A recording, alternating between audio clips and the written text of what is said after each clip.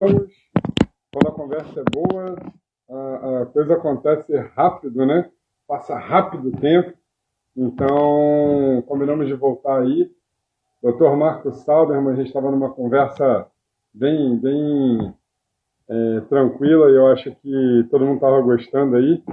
Já, o Salderman já entrou aqui, vou chamá-lo para continuar aqui nossa live. Pronto. Fui ali beber uma água, aproveitei o embalo. Olha, rapaz, Atlético Futsal entrou aí para nos prestigiar, né? Já tem o capitão deles, o Mário Pinduca estava com a gente, agora o time do Mário entrou aí, o Atlético Futsal, a qual também tive a oportunidade de defender essa camisa aí, que o Mário me chamou para trabalhar com eles quando eu fui a Curitiba. Muito, muito legal. É o clube maior vencedor, é o Atlético. E o Mário está aí junto com a gente novamente, né? O capitão da seleção brasileira, capitão da seleção italiana, capitão do Atlético Paranaense, multicampeão, né? Já jogou em diversos clubes, só não jogou no meu time, né? Mas tudo bem. Acontece. Então vamos lá. Uma outra pergunta também que fizeram aqui que eu achei bem interessante, que aí cabe tanto a mim como a você, para nós dois, como equipe multidisciplinar, trabalhar. Como que você vê hoje o esporte e como era o esporte, vamos botar, há 10 anos atrás, né? Eu me formei vai fazer 15 anos. Como você vê o esporte de 10 anos atrás e o esporte de hoje? Né? Por exemplo, o caso Serginho, a situação que você falou, se a equipe não tiver treinada, todo mundo vai querer ajudar, mas não vai conseguir fazer. E como você vê essa situação hoje? Se o caso Serginho fosse hoje, você acha que o atleta, de repente, poderia ter tido um atendimento melhor? Como você vê a atitude da equipe multidisciplinar hoje e há 10 anos atrás? Eu acho que houve naturalmente uma evolução. Evolução de conceitos, evolução de treinamentos, evolução de tudo, inclusive o que a gente está fazendo aqui agora. Há 10 anos atrás, o acesso das pessoas à informação não era o que é hoje. A gente está hoje no meio de uma pandemia, você está na sua casa, eu estou na minha casa, a gente está transmitindo uma live, batendo um papo, sendo visto por um monte de gente em diversos lugares. Né? Você imagina isso traduzido em discussão técnica, em conhecimento, em acesso às informações. Acho que é uma mudança muito radical. Né? Até porque hoje em dia, com esse advento dessa medicina à distância que a gente tem produzido hoje em dia também, você tem acesso, quer dizer, na verdade, eu acho que a vida se tornou mais fácil. Então, a gente hoje tem que cobrar mais dos profissionais, porque a atualização, a melhora diária da condição técnica e o conhecimento científico, ele está na mão de todo mundo. Todo mundo tem acesso hoje à internet, todo mundo consegue ter um acesso a um artigo recém-publicado. Cara, eu me lembro o seguinte, eu não vou falar de 10, né? Eu tenho mais de 30 anos de formado. Eu vou te dizer que não é do seu tempo, como é que a gente fazia antigamente para ter um artigo científico que a gente queria estudar. Eu tinha que pegar uma referência e na biblioteca da faculdade, pedir à menina da biblioteca para entrar na BIREM, para ver se aquilo estava, era um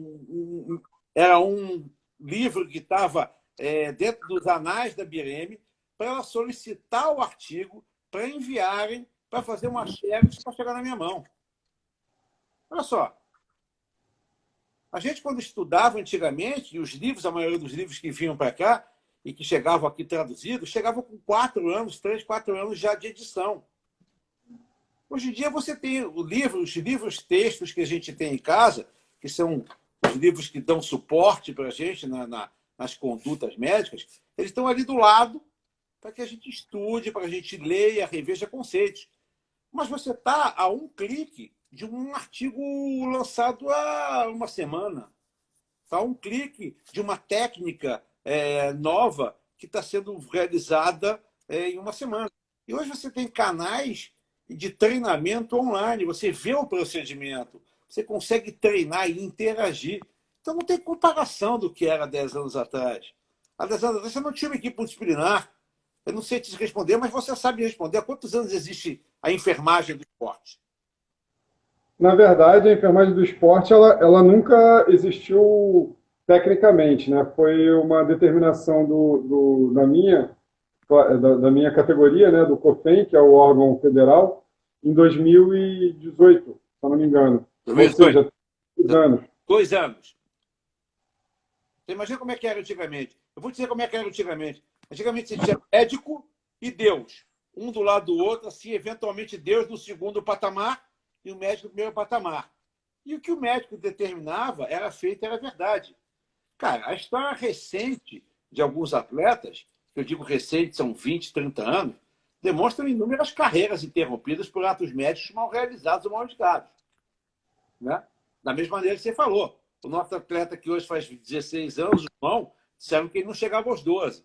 Então, olha só como as coisas são. Né? Então, o que eu acho mais legal hoje em dia é o seguinte, está à disposição de todo mundo. Para quem quer fazer direito, para quem quer se atualizar, né? Não tem desculpa. Né? A gente não pode ficar parado, porque é tudo muito rápido. É tudo muito rápido. Né? Os conceitos cirúrgicos que eu aprendi no início da minha residência médica, no final dos anos 80, são totalmente ultrapassados hoje em 2020. Sim. Não quer dizer que eu fiz uma residência ruim, eu fiz a residência na Universidade Federal Fluminense. Era top de trauma no Rio de Janeiro. Quer dizer que fez uma residência no hospital horroroso, era tudo. Não, era um hospital universitário top de atendimento. Os conceitos de 1990 foram todos atualizados para 2020. Essa arte que a gente falou do menino, do francês, que a gente colocou, como eu coloquei no Rosaldo também, que é uma arte bloqueada de tíbia, antigamente a gente não tinha as hastes bloqueadas. O que é uma haste bloqueada? É uma haste que você coloca dentro do canal medular de um osso largo, pode ser um fêmur, uma tíbia, um húmero, pode ser uma clavícula, uma haste um pouco menor, pode ser até de um braço, uma haste mais flexível. Você bloqueia a haste e com isso você impede que exista rotação do osso ao redor dela. Antigamente se usavam hastes de Kunter, que eram hastes da Segunda Guerra Mundial. E ela não tinha bloqueio. Então você colocava uma haste dentro do osso e com o passar do tempo aquele osso fazia algum grau de movimento e aí existia uma rotação do membro. Então às vezes o cara botava o pé reto, o pé caía para o lado e colava com o pé torto para o lado. Então mudou tudo. Mudaram materiais, mudaram conceitos, mudaram técnicas. Então, cara, esse jeito atualizado. A gente A Camila, conceitos antigos. a Camila resolveu fazer uma perguntinha para você e para mim, né? Se a gente acredita que a teleconferência, a videoconferência veio para ficar. Boa pergunta, Camila. Boa pergunta, porque eu acho que ela vai ficar com um espaço importante. Acho que sim, vai ficar no sentido de que eu posso atingir um local que tenha menos conhecimento para fazer uma orientação inicial, mas ela jamais vai substituir a medicina presencial. Né? Eu tenho feito algumas consultas por telemedicina, né? O Unimed disponibilizou para a gente uma plataforma de medicina, e o exame físico, para mim, como para qualquer um médico, é fundamental. O que a telemedicina me dá é que eu consigo visualizar um exame, eu consigo tranquilizar um paciente, eventualmente, numa situação mais aguda, até que ele possa vir ao consultório para um exame presencial. Não acho que um vai substituir o outro, mas eu acho que o espaço não será perdido. Ele ainda não chegou, acho que como qualquer novidade, ele ainda tem uma superutilização que a gente está, né, fazendo para tudo, e daqui a pouco ele vai reduzir um pouquinho para ter a sua coisa bem, né, objetiva. Como tudo, né? Tudo que é novo, a gente acha que pode servir de bom para qualquer coisa e vai testando. Com o passar do tempo, você vai vendo, serve para isso, não serve para aquilo. Mas, como médico, né, nada substitui o exame físico, então acho que o atendimento presencial ele é fundamental. Talvez não no primeiro momento, como eu estou te falando. Você pode estar na sua casa agora, acabou de cair, fez uma lesão, está com dor, você botou, você está no vídeo comigo, mostrou, eu tive uma ideia do que possa ser e comecei a te orientar. E vou pedir, evidentemente, para te ver em 48 a 72 horas no consultório. Posso até te adiantar hoje, com a assinatura digital, a solicitação de um exame. Posso te medicar o que não podia antigamente, né? Fazer um medicamento controlado, um opioide ou até um antibiótico para um paciente, sem que ele precise se deslocar. A gente consegue por assinatura digital. Então, eu acho que tem grandes vantagens, mas jamais substituirá. Jamais substituirá o exame presencial. Foi o que a Camila falou, a clínica sempre vai ser soberana, né? Sim. Até porque Agora... é um exame complementar. Uhum. Uma forma muito estranha é que, na maioria das vezes, a gente acaba vendo que o exame complementar ele vem antes do exame físico. Né? O paciente se apresenta para você com inúmeras ressonâncias, tomografias e tudo, mas, eventualmente, nem foi examinado por ninguém. Tá? Então, é verdade. Existe uma inversão de posições nesse aspecto. Ó, duas coisas. A minha mãe agora também está te babando, dizendo que ela está preocupada porque agora todos irão querer ter uma lesão para conhecerem o maravilhoso doutor Marco Sauberman. Muito simpática. Ela é muito simpática. E aí a Andréia está falando aqui onde você atende, depois eu passo para ela o telefone lá do consultório, e que a Andréia ela vai ter que colocar uma prótese do joelho. Seria até bem legal você ver o caso dela realmente. O caso dela é um caso bem interessante. Depois eu te passo direitinho. E quem mais? Deixa eu ver aqui. Então, outro ex-residente também, doutor Felipe Paisano. Grande figura, especialista em pé. Doutora Roberta está online também. Ó, prótese de tornozelo, que a Andréia está falando aqui. Tornozelo. JC Castilho falou com a gente aqui sobre que precisamos de profissional. Ele, se eu não me engano, o JC Castrinho, desculpa. Ele é de hipismo, né? Quando eu fiz a live de hipismo semana passada, ele pediu para me adicionar. E aí ele está falando que precisam de profissionais que nem a gente, né? Que sempre se atualiza, que sempre está querendo melhorar e qualificar o esporte. A grande diferença que eu acho, tanto minha como do Marco, que é por isso que a gente se dá tão bem, porque quando a gente pensa em fazer alguma coisa, o esporte são 200 milhões de esportes que existem. Tem esporte que a gente nem imagina que existe, mas está lá. E quando, por exemplo, às vezes eu faço essa proposta indecente para o Marco, né? Eu chego, ligo para ele e falo assim, pô, cara, a gente está precisando de um médico para ir para o esporte cuspe à distância. Aí ele fala, porra, como é que eu vou fazer isso? Aí eu começo a falar com ele a dinâmica e tal, e ele vai lá, entra na internet, vê como é que é a dinâmica. A grande diferença do nosso trabalho, eu acho que é exatamente essa. Eu não vou nunca levar nada contra um médico recém-formado, um enfermeiro recém-formado. Nada contra. Eu acho que temos que dar oportunidade também para esses recém-formados. Mas, dependendo da situação, a gente tem que ter um staff. O que seria o staff? Alguém de referência para essas pessoas.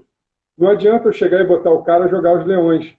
Eu acho que isso daí não é o legal. Tem muita empresa que faz isso, muita gente faz isso. Não estou criticando a eles. Eu estou falando por mim, estou falando pelo Marco, que a gente tem o mesmo pensamento.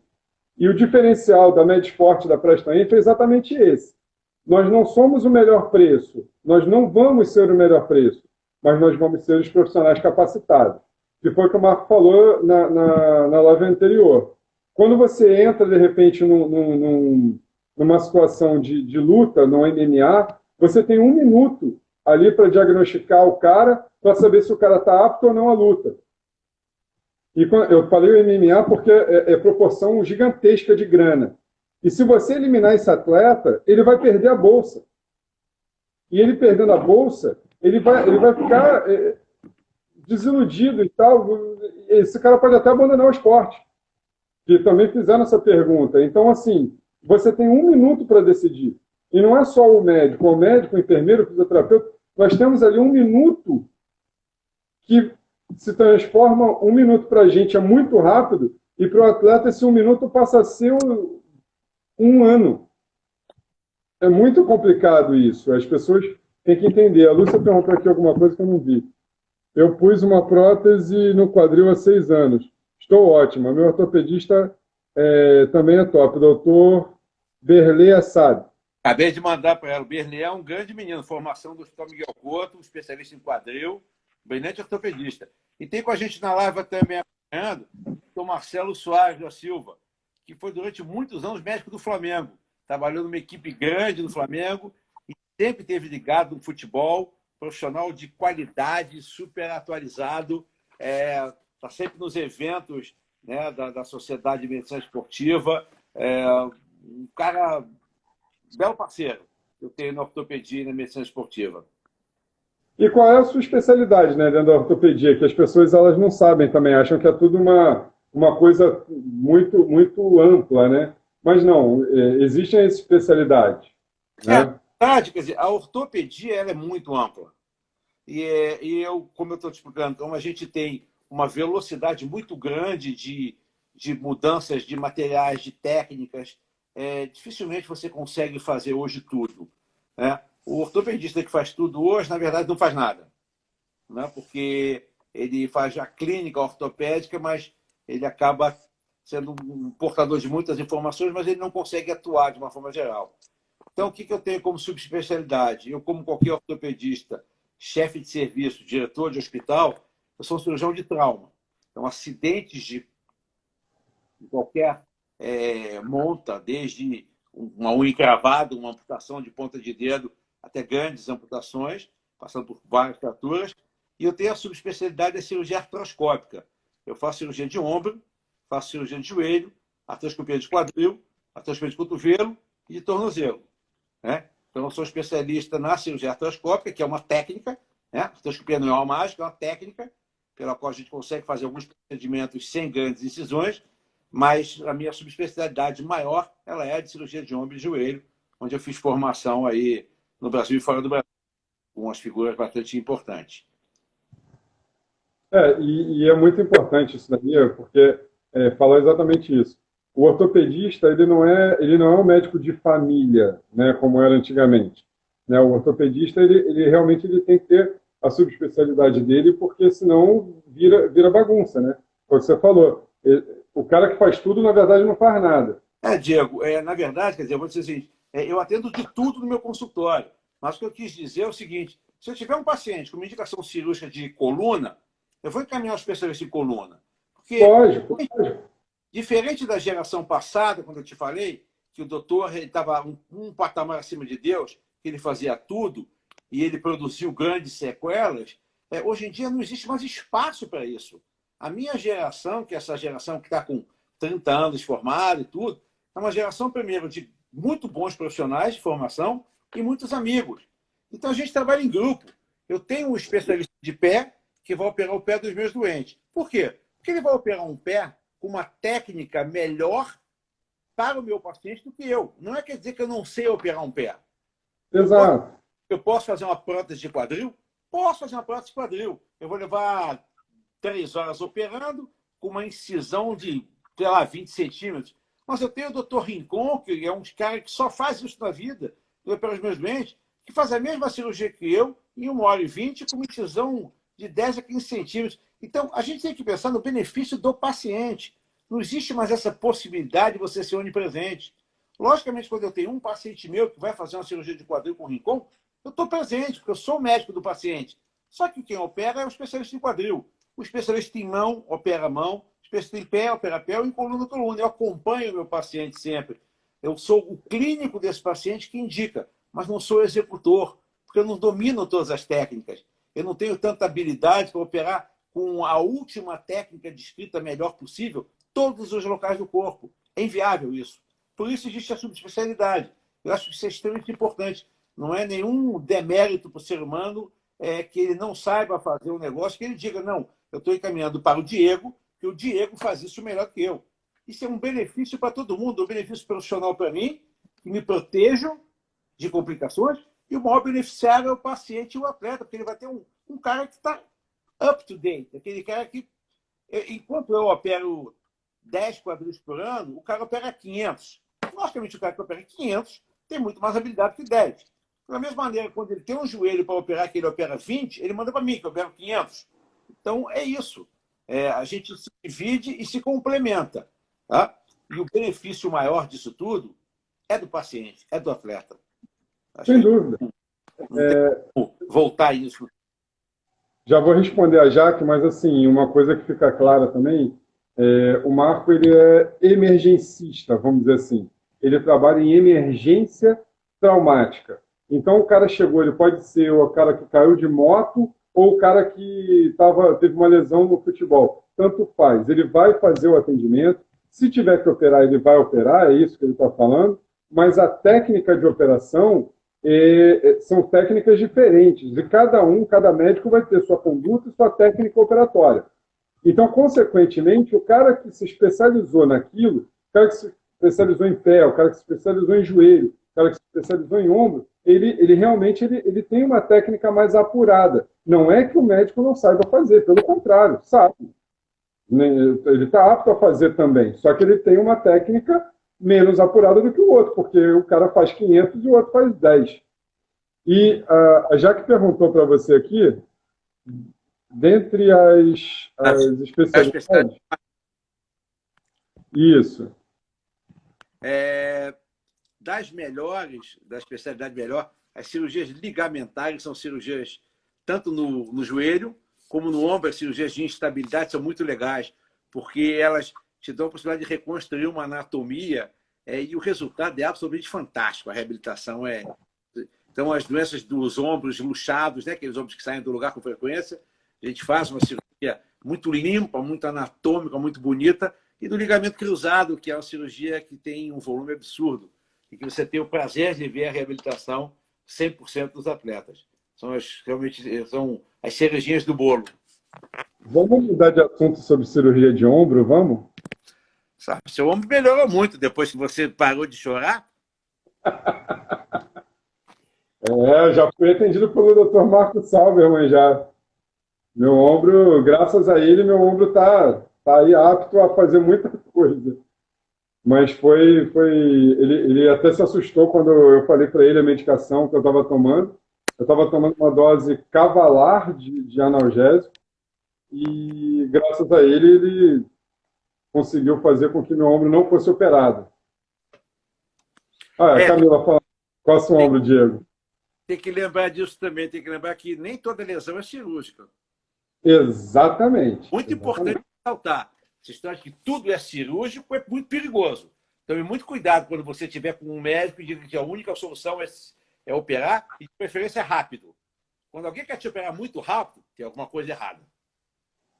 Se não for uma fratura exposta, se não for uma fratura, sim, uma coisa bem gritante, se for uma coisa, não, eu chego no seu consultório andando, mas eu estou com uma dor no joelho. Você me diz que eu estou com um ligamento colateral rompido e tem que operar imediatamente. É uma coisa para a gente realmente parar e pensar. Eu costumo dizer ao paciente o seguinte, qual é a minha opinião? Mas a patologia, a doença, não é minha. Então o paciente tem direito a escolher o que ele quer. Pode ser que ele não queira nem operar aquilo, muito menos queira operar comigo. Então não existe essa história de que... Marco? Deu? Oi. Deu uma travada aqui. Não, deu uma travada aqui. Eu estou com um problema aqui que está dando um sinal de bateria e eu estou entendendo por que o meu cabo não está querendo carregar. Espetáculo. Tecnologia, né? Como eu estou falando. Estou trocando de posição aqui para ver o que aconteceu com esse cabo aqui. E vamos lá. E no esporte, Paixão Nacional, né? Você já atuou em diversas situações de futebol com atletas e tudo mais. Teve alguma lesão em que te marcou? E agora só, a minha experiência não é maior com o futebol, não. A minha experiência é maior com o voleibol.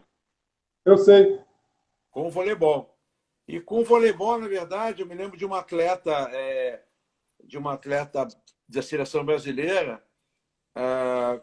que teve uma fratura de clavícula durante uma competição da Liga Nacional. Era uma final da Liga Nacional e ela foi fazer uma defesa e caiu.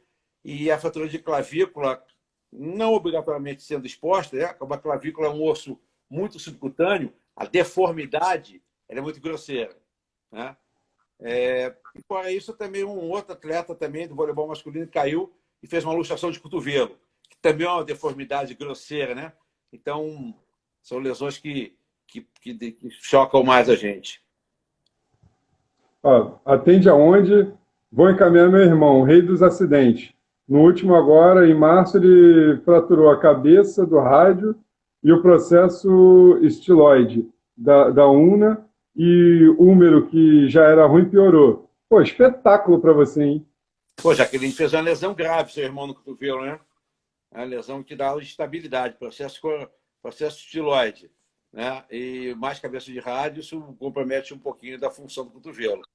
Mas, com o maior prazer. Com o maior prazer, gosto muito. Gosto muito de atletas dessa competência. Esse, com certeza, está com dor de cotovelo, né? Literalmente dor de cotovelo. O Marco também já atendeu minha avó, né? Minha avó teve uma fratura de clavícula, né? A gente estava falando da clavícula, teve uma fratura de clavícula e já atendeu minha avó também. Foi assim, não foi cirúrgico, né? Ainda tem isso. Não foi cirúrgico, é o que a gente está falando. Nem toda lesão é cirúrgica. Então, isso daí é uma coisa bem, bem importante de ser falado. E dentro do voleibol, Marco, você é ex-atleta. Você não é ex-atleta de vôlei, né? Ex-atleta de... Oi?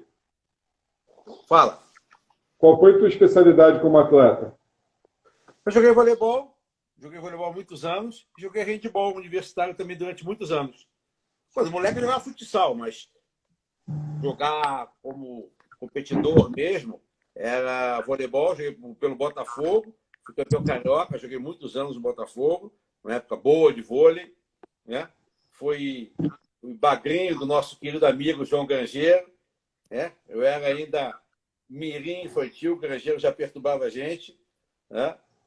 Joguei uma época muito boa no voleibol. Eu joguei handebol também, uma época muito boa, que conseguia viajar e se divertir. O handebol tem a vantagem de você fazer gol, né? Fazer gol é sempre divertido. Quando você consegue, você está divertido. Mas é muito legal. O esporte é uma coisa muito boa, né? Eu na minha casa, tenho 3 filhos que são praticantes de esporte, né? Eu tenho um do surf, eu tenho 2 do futebol. Agora, o mais novo, que é goleiro de futebol, resolveu fazer basquete agora.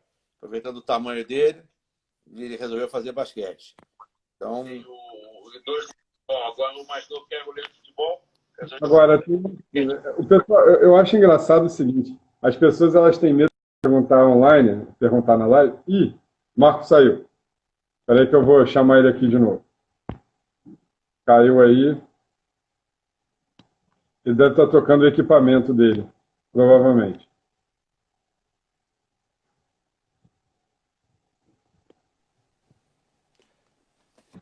Voltei. Né? Troquei de aparelho, device. Botei o que tem mais bateria. E assim, eu acho engraçado que as pessoas elas não têm... elas têm vergonha de perguntar online e me mandam pelo WhatsApp, né? Eu acho legal isso. Pergunta é... Pode perguntar, ué. Vergonha de quê, gente? Da gente? A gente é sem vergonha, porra. A pergunta é uma pergunta até interessante. Você, enquanto atleta, teve alguma lesão?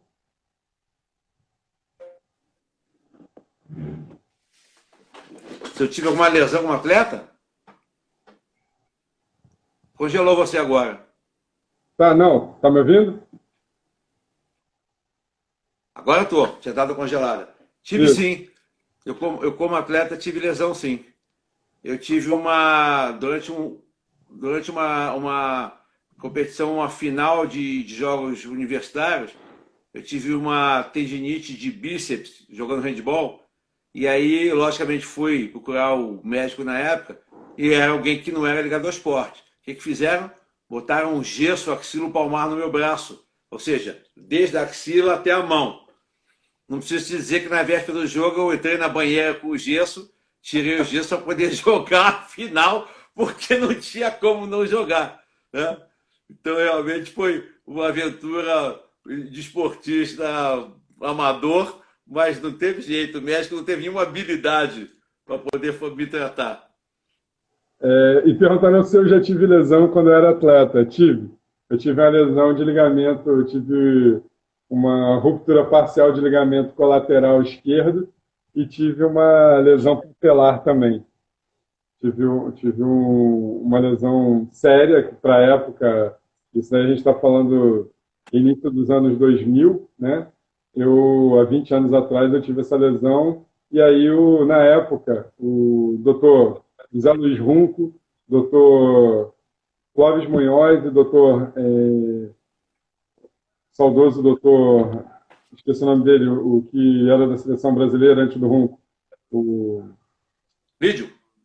Lídio Toledo. Lídio Eles, Toledo. os três foram unânimes falando, olha, você tem duas opções. Uma, você não operar e não vai mais fazer a prática de esporte de alto rendimento rápido, ou você operar e aí a gente vê o que vai dar. Minha mãe falando, eu ia mandar para o Egito. O Diego vivia mumificado.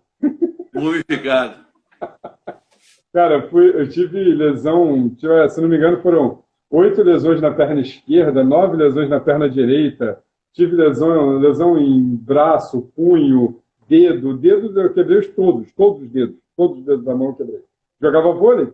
Então, a gente fazia treinamento. Eu era alto, mas não era tão alto, então fazia muito recepção. Na hora que você fazia a recepção, o maluco dá aquela cortada no teu dedo, vai quebrar, né? Ó, meu dedo. Vai para um lado aqui o meu dedo também, ó. Esse aqui é tortinho. Uhum. Tem várias lesões, várias. Eu tenho uma fratura de clavícula, eu não sei porquê, ó. Uma fratura de clavícula, uma lesão do tendão de Aquiles. Eu tenho um ombro operado com 5 âncoras, eu luxei o outro ombro lutando judô quando eu era moleque. Por que será que a gente vai para a ortopedia? Por que será que a gente está no esporte? Né? Não, tem alguma coisa a ver, né? A gente Com entende certeza. A gente entende a dinâmica do esporte, né? Deu uma travada aí, Marco. Tá aí ainda? Estou aqui. Ah, tá. Não, deu uma travada na sua imagem. Voltou. Outra coisa, uma pergunta bem interessante, agora sou eu mesmo que vou fazer. Tá faltando, tá sem áudio. Tá sem áudio. Tá me ouvindo aí? O áudio que tá sem áudio. Tá sem áudio ainda. Tá sem áudio.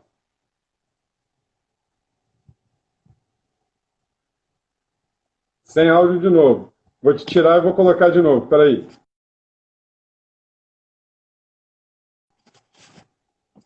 Coisas que a tecnologia faz conosco, né, gente? Vamos lá.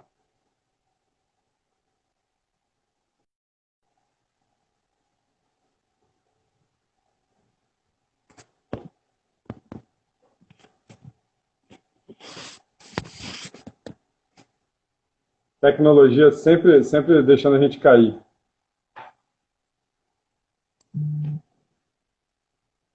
Acho que o Marco está com algum problema lá no celular dele. Parece que estava sem bateria. Façam perguntas aí. Podem fazer as perguntas aí. Eu estou colocando o Marco aqui de novo. Mas podem fazer as perguntas. Que agora eu estou vendo que pouca gente está fazendo pergunta. Podem fazer à vontade.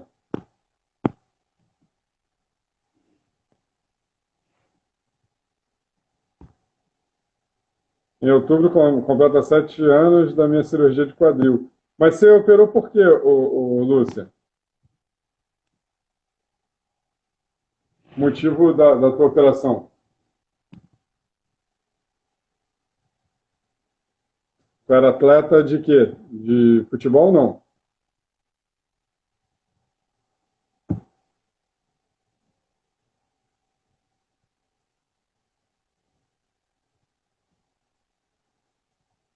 Gente, vamos lá. Tá todo mundo me ouvindo? Todo mundo me escutando aí?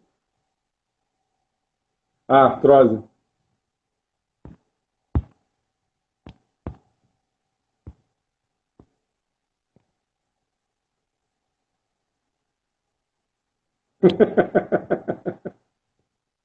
Faz isso não, cara. Não consigo me ver. Não, não, vou te chamar aqui. Vou te chamar aqui, peraí.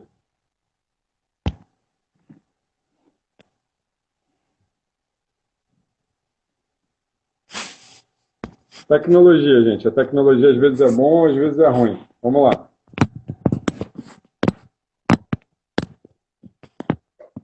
Chamei aí, Marco. Só aceitar.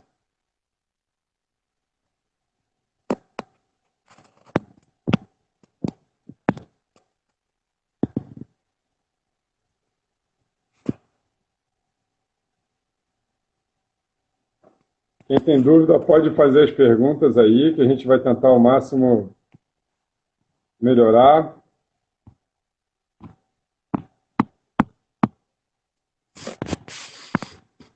Como estão as cirurgias de tornozelo? Boa pergunta, ô Lúcia.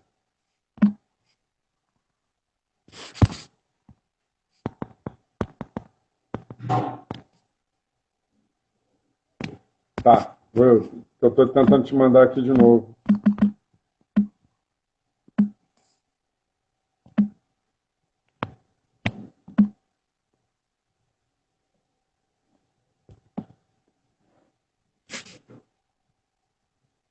Tenta você me chamar aí, Marco. Tenta aí, que aí eu aceito aqui. Eu te mandei a chamada e não está indo para você, não sei porquê.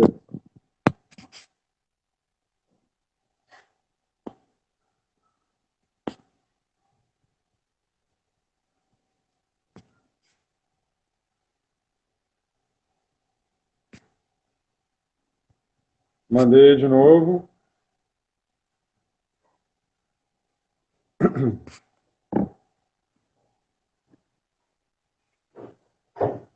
Te mandando a chamada aí.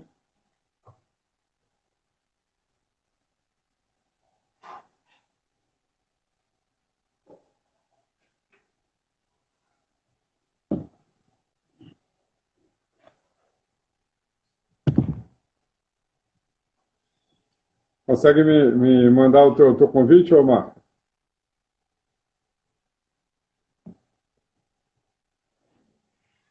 Não está indo aqui não, está dando como erro.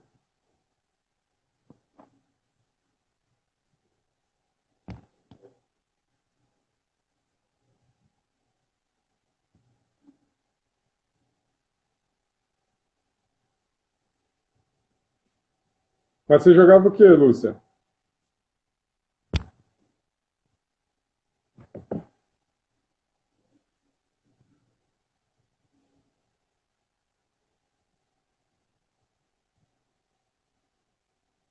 Gente, eu acho que eu vou fazer isso. Eu vou encerrar aqui e vou tentar entrar novamente, que eu acho que está com problema aqui na recepção.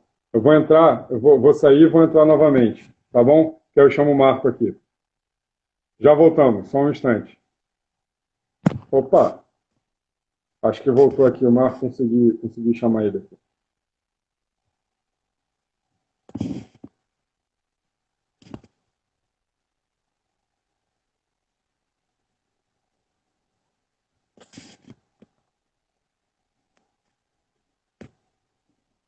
Estou mandando aqui, eu recebi seu convite, estou mandando, Marco.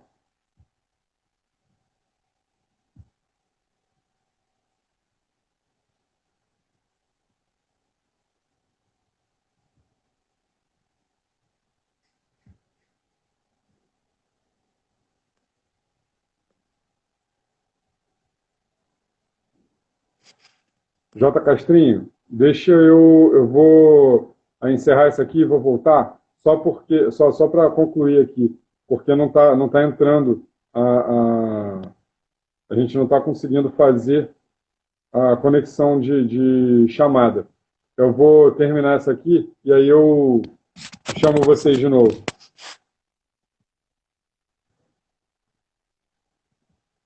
Vou tentar aqui a última vez para ver se responde. Coisas que a internet faz com a gente, né? O horário também é um horário que a internet está mundial, fica mais complicado, mas eu acho que vai ter que fazer isso aí mesmo. Eu vou terminar aqui e já volto, então. Marco, entra aí de novo que eu vou terminar aqui e já volto.